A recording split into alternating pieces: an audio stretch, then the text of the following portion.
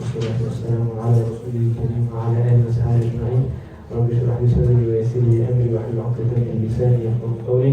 اللهم أخرجنا من ظلمات الوهم وأكرمنا بنور الفهم وافتح علينا بمعرفة العلم وسهل أخلاقنا بالحلم واجعلنا ممن يستمعون القول فيتبعون أحسنه. اللهم اجعل أعمالنا خالصة لوجهك ولا تجعلنا حول لغيرك. وصل اللهم على سيدنا ونبينا محمد صلى الله عليه وسلم وعلى آله وصحبه أجمعين والحمد لله رب العالمين. السلام عليكم ورحمة الله وبركاته. How's everyone today? Alhamdulillah. After a long break, we ended on Surah Anbiya, verse number 90, I think. It was start to verse number 91. Let's obviously read a couple of verses and continue. Allah subhanahu wa ta'ala says, أعوذ بالله من الشيطان الرجيم بسم الله الرحمن الرحيم. وزكريا إذ نادى ربه رب لا تذرني فردا وأنت خير الوارثين. فاستجبنا له ووهبنا له يحيى وأصلحنا له زوجه إنهم كانوا يسارعون في الخيرات ويدعوننا رغبا ورهبا وكانوا لنا خاشعين. والتي أحصنت فرجها فنفخنا فيها من روحنا وجعلناها وابنها آية للعالمين.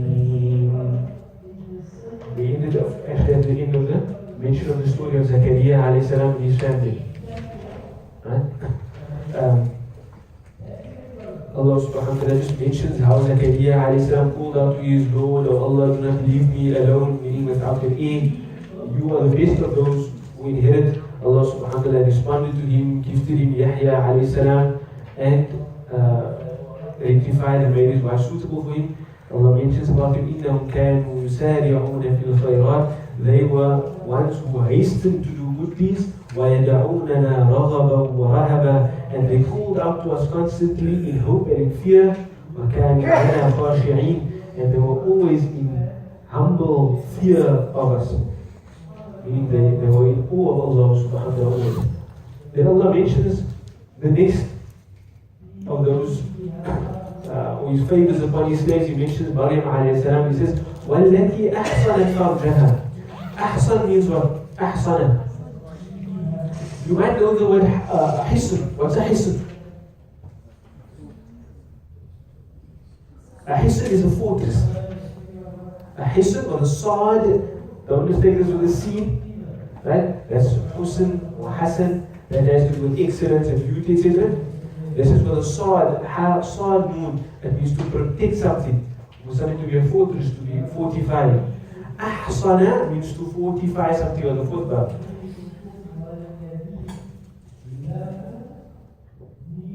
So Allah says, وَالَّتِي أَحْصَنَتْ فَرْجَهَا. And the one who she preserved, she protected فَرْجَهَا, her private parts.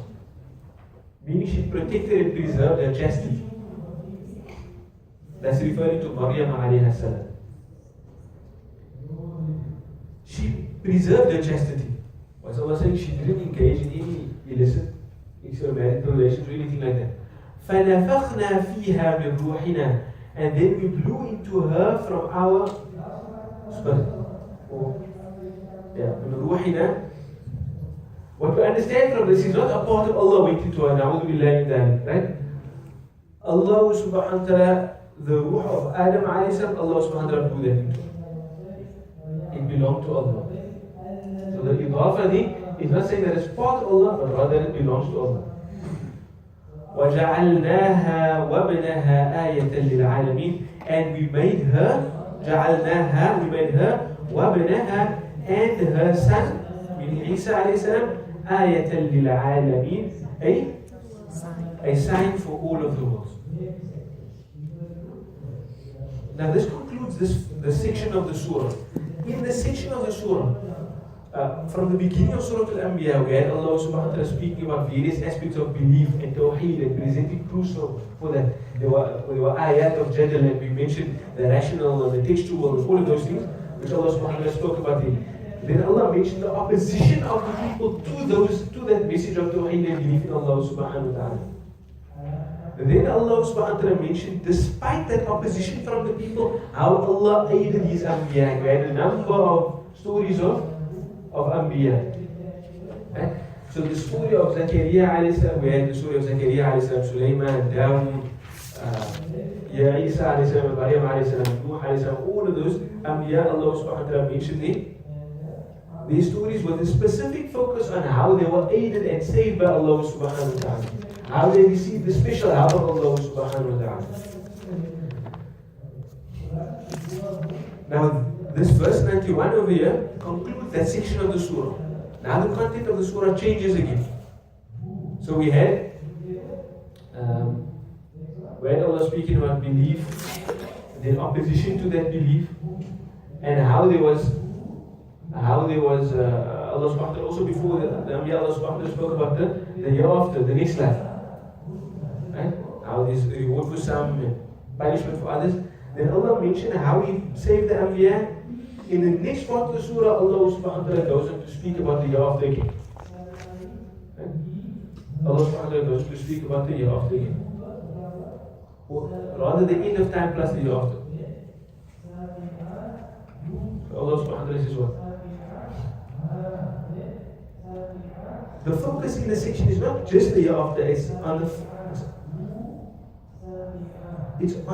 focus is on the fact that the deen of all of the Anbiya was one. And it's only on account of deviating from that deen that people end up in the wrong abode on the year after. Right? When I say the deen of the Anbiya were all one, I don't mean their laws, I mean the beliefs which they brought to all the same. And said, right? So Isa alayhi salam he may have brought adaptations to the Sharia of Musa alayhi salam. Musa alayhi salam Sharia was more stringent than the Sharia of Islam. There's different Sharia.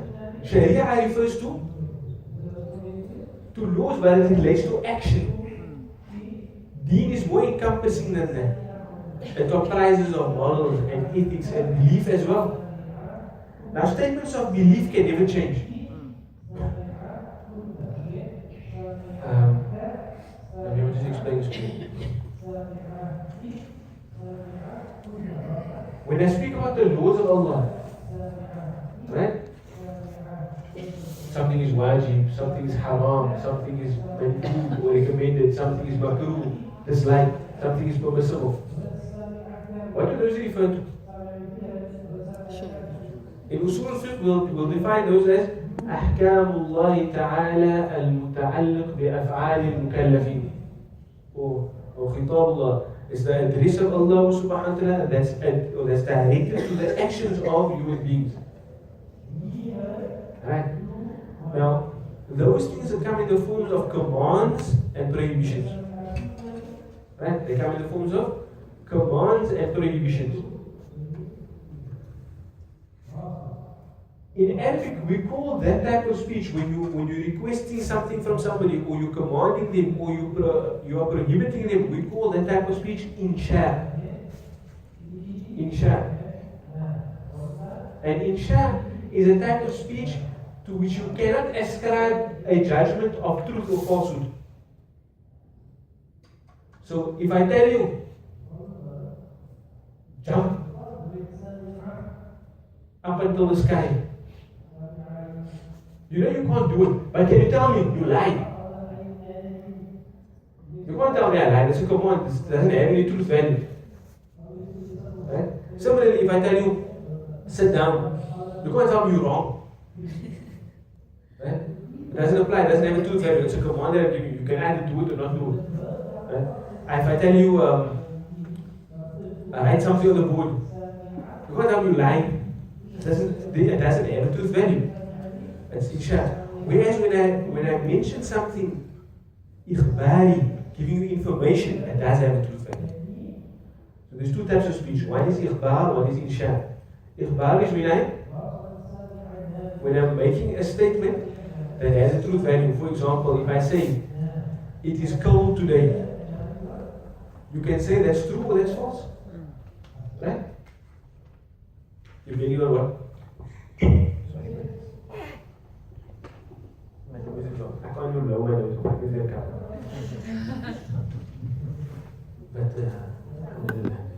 So, what do I say? So, this type of speech that have a truth value, which should usually be statements about reality. It is cold today. The wall is brown. The sky is high. You can tell me I'm speaking the truth or I'm saying something that is false in relation to this. So any statement that you can form almost as a jumla khabariyya, mubtada khabar or something like that, or even a jumla fi'aliyya, it forms part of that kind of speech which has a truth value. When I give you a command or I give you a prohibition, it doesn't have a truth value. No matter what I command you to do, even if it's impossible, you can't tell me I'm lying or I'm telling the truth. That doesn't have a truth value. So Sharia, the laws that prophets brought, they relate to prohibitions and commandments, the law component of the belief, right? Or component of the religion. It relates to prohibitions and commandments. So if they come with different laws and different commandments, one can never say that one prophet is true and another prophet is false based on that. Because those types of statements do not have truth values. You understand what I'm saying? Right? If Musa comes and tells you, you can only eat things with these restrictions, and then Muhammad comes and tells you different things, you cannot say Musa is telling the truth and Rasul is telling you falsehood. No, they're just giving you different commands. Different commands for different times. Those commands don't have truth values. Right? But if, for example, one person had come and told you Allah exists, and another person came and told you Allah doesn't exist, right? Divorced from time, then one must be correct and one must be incorrect. One must be telling the truth and the other one must be telling you falsehood. You understand? So if one prophet came and said something that applies to all times, then the next prophet must come and tell you the exact same thing. If you're speaking about the same thing, he must tell you the exact same thing. Otherwise, one of the two of them is lying. You understand? So, I could have a statement that's restricted by time. For example, I say, Sadiq jumped today. And then I come the next day, and then I tell you, Sadiq did not jump today. Both of those statements are true. Because it's restricted to time, right? Because one is true for the one day and one is true for the other day. But when a prophet comes and tells you, unrestricted from time, Allah exists, Allah is all powerful, Allah subhanahu wa ta'ala is most merciful, Allah subhanahu wa ta'ala is the creator of everything, Allah subhanahu wa ta'ala is the one who has timeless will, and it's not connected to time. Then if one prophet says it, the other prophet must say exactly the same thing. Otherwise, one of the two of them is lying. And it's impossible for a prophet to lie. That's why what we believe as Muslims is that all of the prophets came with exactly the same belief. It's impossible for them to have come with a different belief. Otherwise, one of them would have to be lying, and the prophets cannot lie. Right? So, in relation to belief, all of the prophets brought exactly the same thing. And in relation to law, they brought different things, but the different things that they brought do not affect the truth or falsehood, because laws are subjected to a time and a place, and they don't have truth values from the very start. And why I'm telling you that is because it's very important to note how we view ourselves in relation to other religions as Muslims. We believe that the message of Isa alayhi was the message of Musa alayhi was the message of Dawood alayhi was the message of Isa alayhi. I'm just that's chronologically incorrect, obviously, but was the same message of Ibrahim alayhi of Nuh alayhi of Adam alayhi of all of the prophets. They had the same message in relation to belief.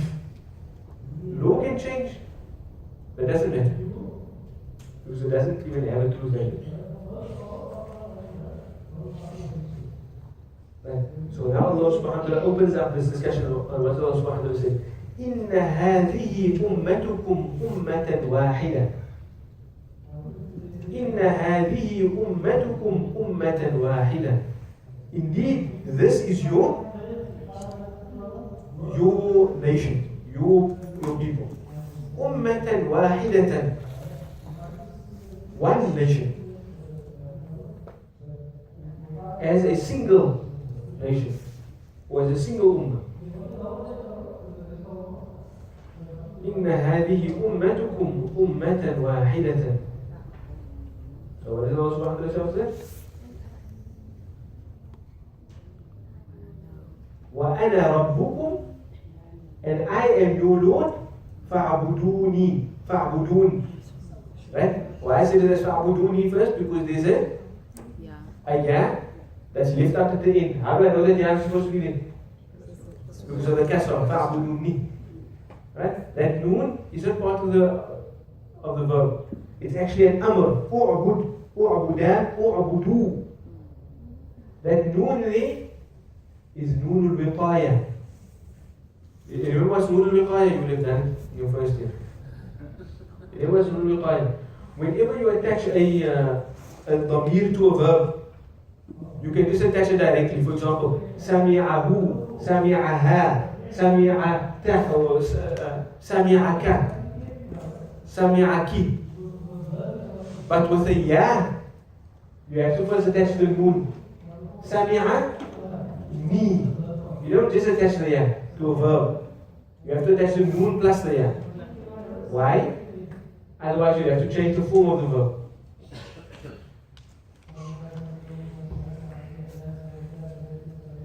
I'll give you an example. If I have a harf, lam, and I attach the ya, it becomes li. If I have a noun, kitab, and I attach the ya, it becomes kitab, bi. No matter what hal that word is in. Right? When I have a noun, if I have sami'a, for example, and I attach a ya, without the noon, what's going to happen? Sami'i. There has to be a kasra before ya for you to pronounce it correctly. But now you're changing the form of this verb, which is supposed to be sami'a. And we never want to change the form of the verb, otherwise, who the fa'il is, whatever will be affected. So, and now it's going to be sami'i. Sami'i. So what happens is, before attaching that ya, we put a noon there. We put a noon. That noon is called noonul wiqaya. What's a wiqaya? Protection or shield. So what's it doing? It just shields the structure of the verb that came before it. It protects the structure of the verb that came before it. So sometimes that ya is mentioned, sometimes the ya is left out. But that noon al-wiqaya only comes when that ya is there. So if that noon al-wiqaya is there, then we know the ya is supposed to be there. Right? When the noon al-wiqaya is there, then we know the ya is supposed to be there.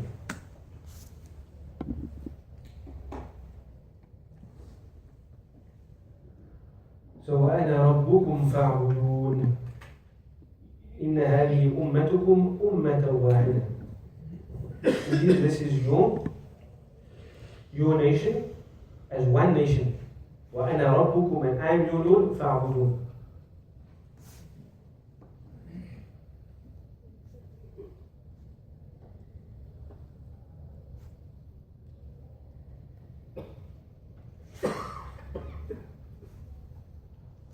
So what is being by this?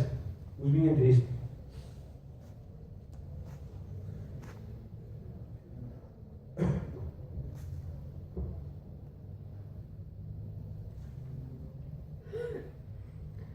So the Mufassirin mentioned two possible addressees of this verse. You see there's a kum there, right? You. So who is that you? Who is it referring to when it says this is your nation as one nation? Or one people? Allah speaking about who is Allah addressing? Who is that ummah refer to? Mufassirin mentioned two addresses. They say that could either refer to the prophets or it could refer to the ummah of Rasulullah sallallahu alaihi wasallam. So if it refers to the prophets, it means that in the hadith ummah, meaning all of these people that have passed, they are all your people as one people, and I am the Lord of all of them. فَعْبُدُونَ, they should all worship me.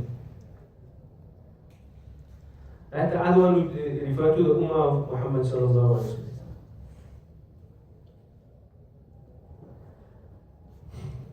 And if it refers to Rasulullah sallallahu alaihi wasallam, then they understand the ummah of Rasulullah, then it refers, then the word ummah, they understand it as millah, way of life. Now we know the word ummah, you may ask, hey, how can you just understand it like that? The word ummah, we know it has a variety of meanings. Ummah can refer to a nation. Ummah can, just the ummah of Rasulullah can refer to two things. It can refer to all of the people that came after him, or it can specifically refer to the Muslims. The word ummah can refer to a period of time.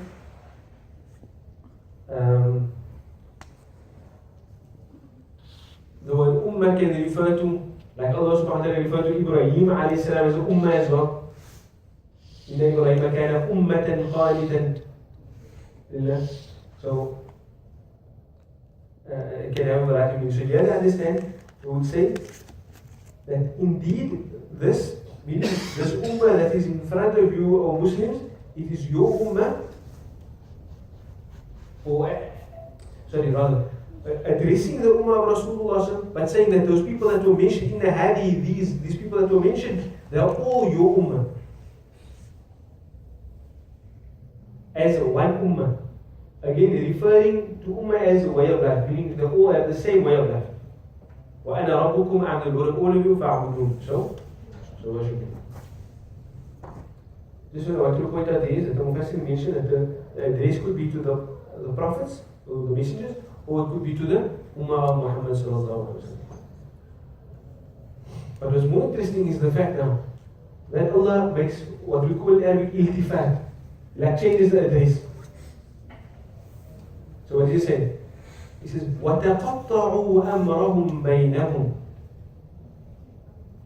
وَتَقَطَّعُوا.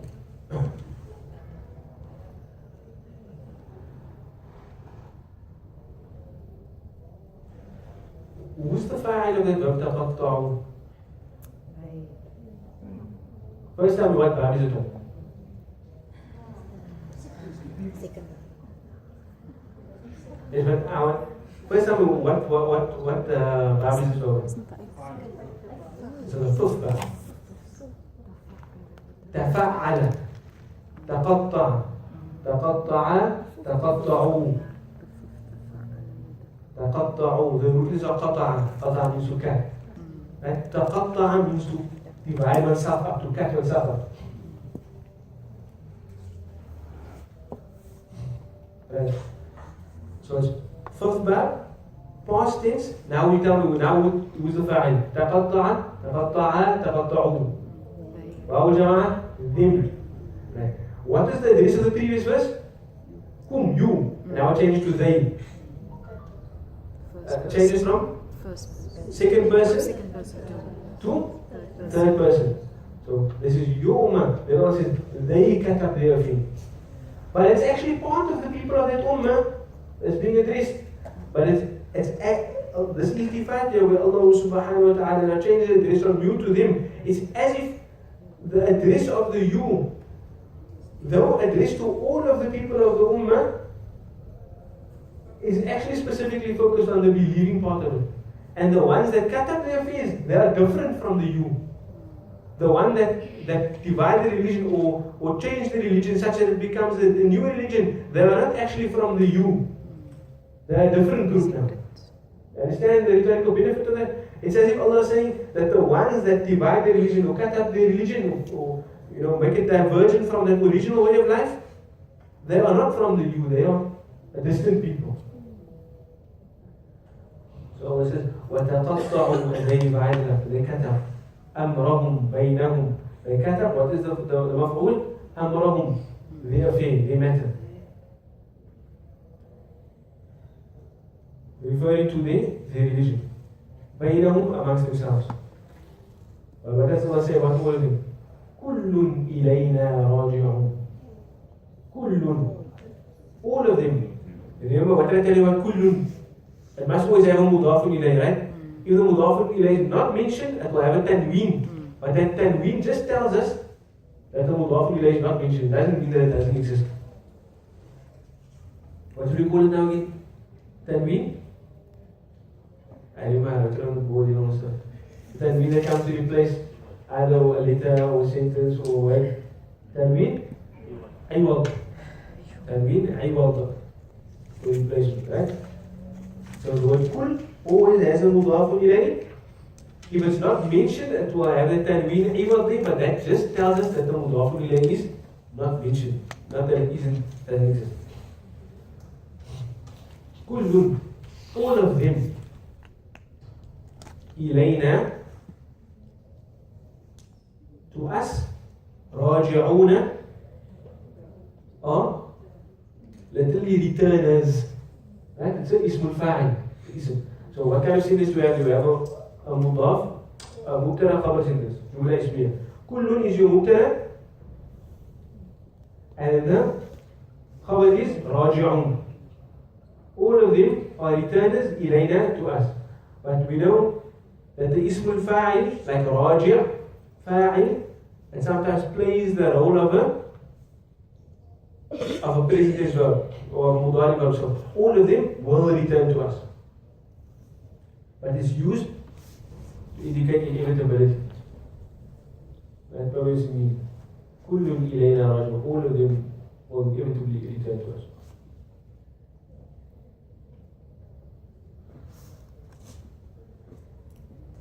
So, despite the fact that they may have made their way of life divergent, that they may have changed their religion, they may have split up them amongst themselves, it doesn't matter. All of them eventually are going to go back to that one Allah.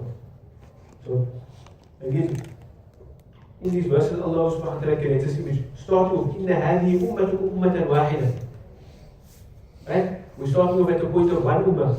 And then Allah mentions the fact that they diverged, they broke up their faith. But then Allah subhanahu wa ta'ala said, but they're still going to come back to one Allah.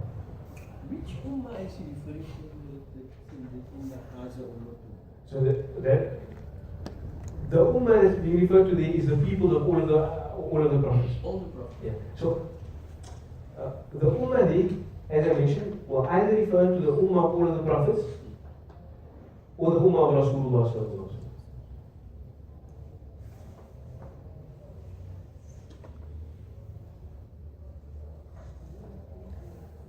فَمَنْ يَعْمَلْ مِنَ الصَّالِحَاتِ. So whoever does مِنَ الصَّالِحَاتِ, from the صالحات. Salihat means what? Righteous good deeds. So whoever does from the righteous deeds, meaning what? They have to do all of the righteous deeds. Whoever does from those righteous deeds, وَهُوَ مُؤْمِنٌ. That wow is wow haliyah. Right? Telling you the state in which you do the good deed. He does the good deed whilst he is a believer. فَلَا كُفْرَانَ لِسَعْيِهِ. فَلَا كُفْرَانَ لِسَعْيِهِ. Allah subhanahu wa ta'ala is juxtaposing two things here. Mu'min and kufran. But it's not actually the same thing here. Just the roots are opposite. Mu'min here refers to iman in Allah. This kufran here refers to ingratitude. Or covering up. So Allah says, فَلَا كُفْرَانَ. What kind of lie is that firstly? لا نافية للجنس. Good. How do you know? The fatha on the word that comes after it. Ismu لا نافية للجنس. You would have come across it when you came across ذلك الكتاب لا ريب. When you have that لا followed by a word in nasb, you know what I mean? That's a لا نافية للجنس and ismu لا نافية للجنس. So the لا نافية للجنس is there فلا, and the ismu لا نافية للجنس is كفران. There will be no covering up, no ingratitude whatsoever. لسعيه, for sa'i is what? We know the sa'i when you run from Safa to Marwa, but it means striving and this effort. So there will be no covering up whatsoever of his or for his effort.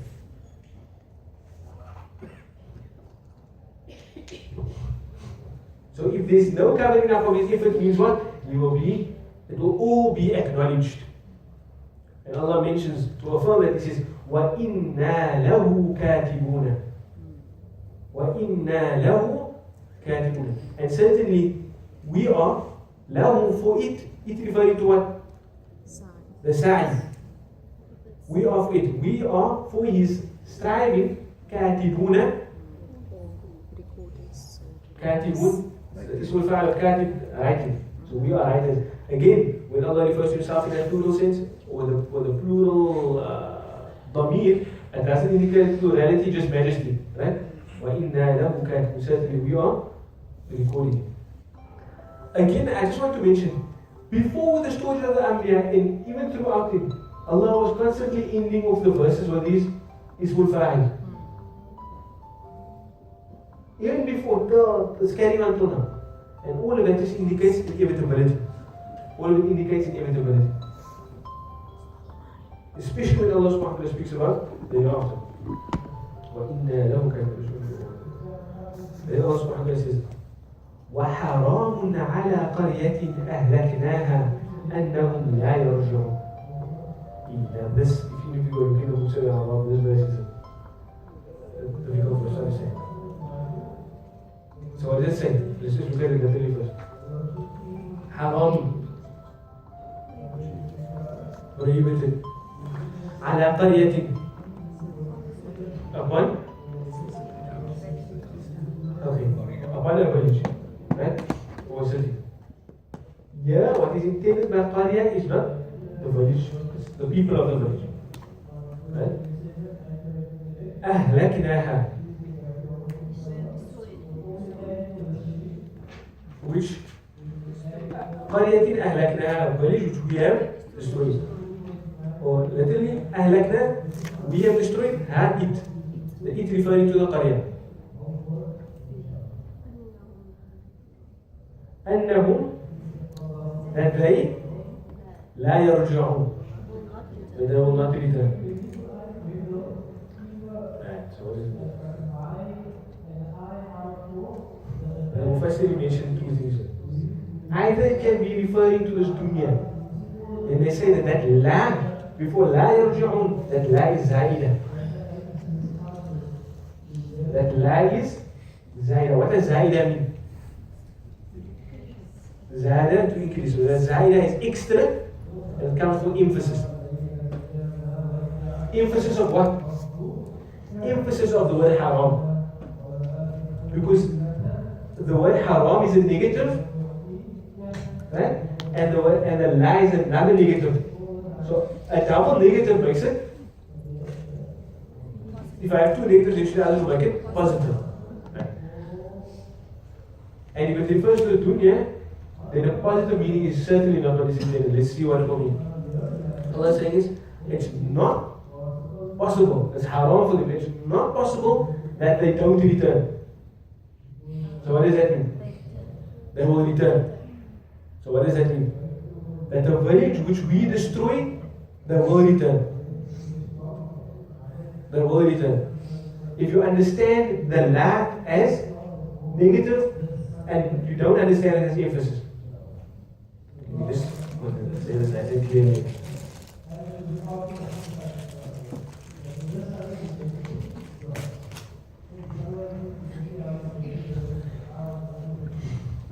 وحرام على قرية أهلكناها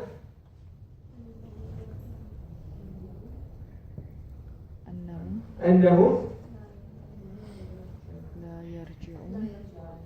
لا يرجعون.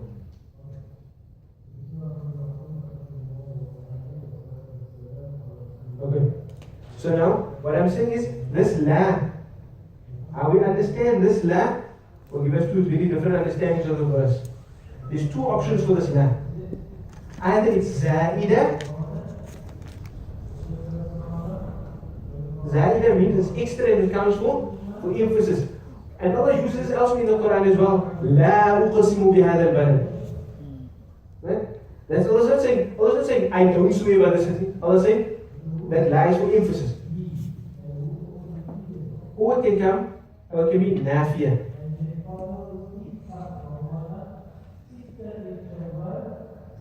If it's nafiya, then I have a negative over here and a negative over here. Then it makes it positive. So it will mean that that the village that we destroy, they will return. So that the Mufassir said, if you understand it like that, then what it means is they will, every village that we destroy, they will eventually return to us in the year after. They will return to us in the year after. Why? Because it's negative plus negative is positive, they will return. So saying, every village that we destroy, they will return to us in the year after. Right? Understanding from that, that is not that they will be destroyed in this world and that's the end. No, they will still return to Allah. The other understanding is that this la is za'idah. Right? And it's just for emphasis. That means it's haram for them to return. It's haram for the people that we destroy. So they say this is ahlakna means we intend to destroy. So for example, Allah's irada is that He's going to destroy the people. Then it's haram for them to return. But to return to what? To return in this dunya to iman. To return to Allah in this dunya. Like for example, a people disbelieve in Allah, so they are going away from Allah. Once Allah's decree is set for Him to actually destroy them, then there's no opportunity for them to return again. For example, the case of Fir'aun. Fir'aun was, after he got into the sea that was split, then he said what? He said, now I believe in the Lord of Musa and Harun. And Allah said to him, Al-ana وَقَدْ عَصَيْتَ مِنْ قَبْلِ. You want to believe now when you were disbelieving all the time before? So the decree of Allah's destruction had already passed upon the people. So now they've reached a point of no return to belief. So the Mufassir said, depending on how you understand this la, you will have two different understandings. If you understand it as nafiya, then you have a negative, and a negative, it means that they will return. They will return in the year after. If you understand this as za'idah, then it means it's haram for them to return. It's not possible for them to return, meaning after Allah intends to destroy them, then it's not possible for them to return in this dunya to what? To return to belief in Allah subhanahu wa ta'ala.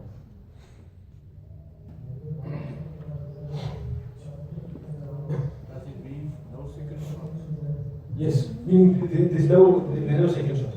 There's no possibility for them now to return in this dunya.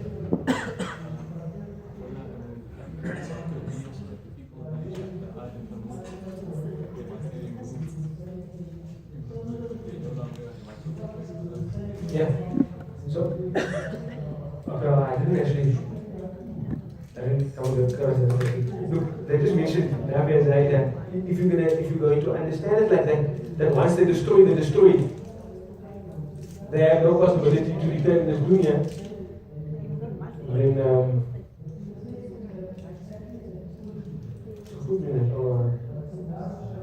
understanding what I read in Tafsir. Yeah.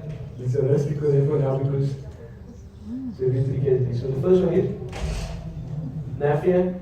Nafiya means they will return to Allah. Nafiya and Zaida means they will not return. They say will not return to believe in Allah subhanahu wa ta'ala. After Allah's intention to destroy them as already actualized. Again, just to put everything into perspective. After mentioning the story of one of the Anbiya, Allah subhanahu wa ta'ala moves on to look at the realities of all of those Anbiya and mention that they were all on one religion. I think people diverge.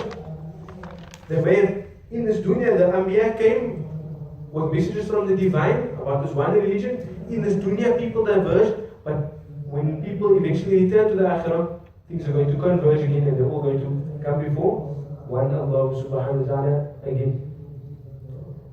And then Allah subhanahu wa ta'ala will go on to speak about those people who deny Allah subhanahu wa ta'ala in the coming verse.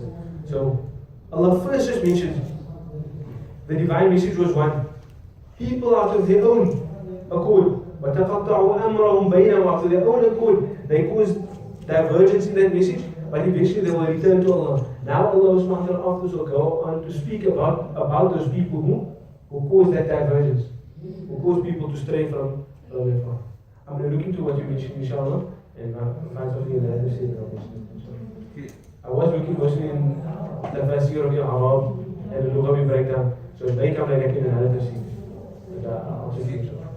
Say, Kutub of the opinion that when Allah speaks about people that will not return, He's directing them to the people that disbelieve and believe in reincarnation. So they believe they will they die today. Yes, and that will tie into what Ziad is mentioning. So once the nation is destroyed, they're never going to come back again. There's not going to be a second chance for them or reincarnation or anything like that. So he mentions Sayyid to mentions okay, well in there for now. We'll continue next week inshallah. Assalamu alaikum wa rahmatullahi wa barakatuh.